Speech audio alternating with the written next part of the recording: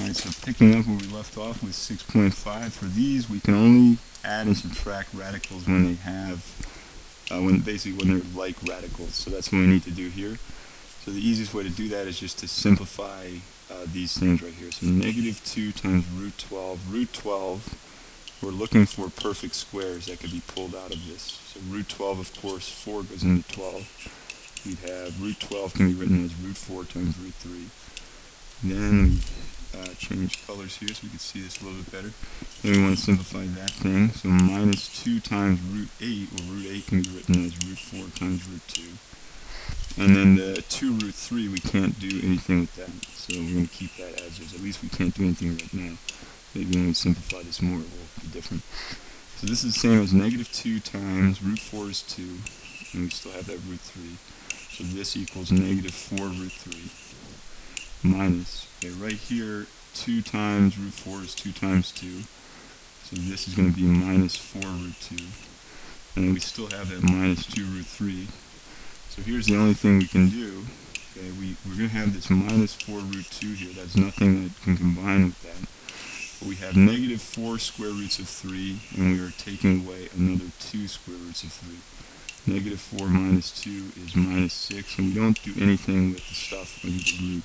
The only time the stuff under the root changes is when you're multiplying radicals, and we're not doing that here, we're adding them. So those are like x's. If you're doing 2x plus 3x, you just keep it as 5x. You don't mess with the exponent and the x. Okay, and that's the answer they had. They just wrote it in different order. Negative 6 root 3 came first. Same thing right here. 2 root 8 is the same as 2 times root 4 times root 2. Root 12 is the same as root 4 times root 3. And minus root 8 is like minus root 4 times root 2. And then we can simplify this right here. So 2 times root 4, that's like 2 times 2. Minus root 4 is like 2. And we still have that root 3. And minus, and again, root 4 is like just the number 2. So how can we simplify this? Well, that right there is 4 root 2. This, we'll just put that right next to it. It's minus 2 root 2. And then minus 2 root 3, there's nothing that has a like radical with that. So if I have 4 square roots of 2 and I take away 2 of them, I'm going to have 2 square roots of 2 left, and I still have that minus 2 root 3. And that is as simple as we can make it. So there's the answer. Okay, these problems right here involve using FOIL, which means first outside, inside last. So the first terms would be 2 root 3 times 3 root 3. 2 times 3 is 6, and root 3 times root 3 is root 9, but root 9 is just equal to 3. So basically root 3 times itself, that's like root 3 squared, so those cancel each other out. Alright, then the outside terms, 2 root 3 times negative 2 root 3. 2 times negative 2 is negative 4. Root 3 times root 2 would be root 6.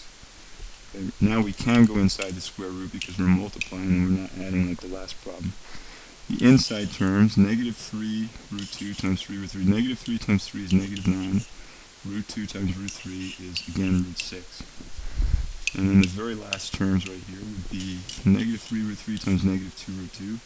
Negative 3 times negative 2 is 6. And root 2 times root 2 is root 4. But root 4 is just the number 2. So now let's simplify this just a little bit further. So we have, this is 18. Minus 4 root 6 minus another 9 root 6 is minus 13 root 6. We're just adding negative 4 and negative 9.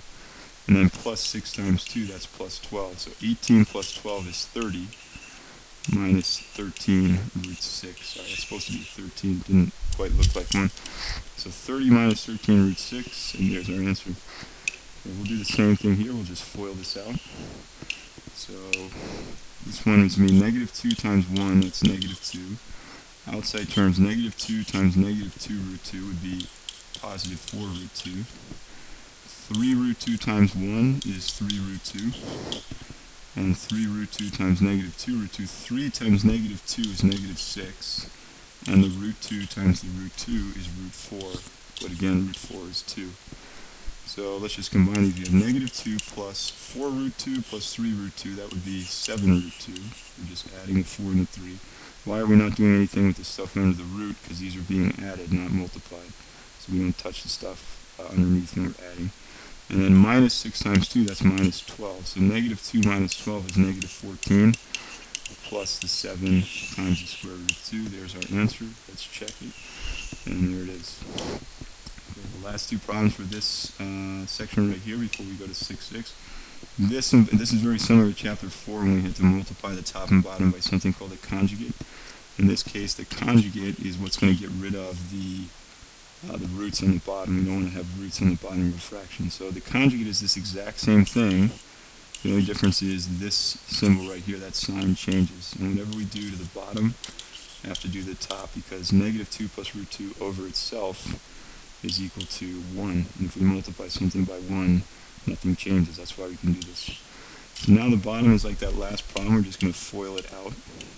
So if we FOIL this, the roots should disappear. So negative 2 times negative 2 is 4. Negative 2 times positive root 2 is negative 2 root 2.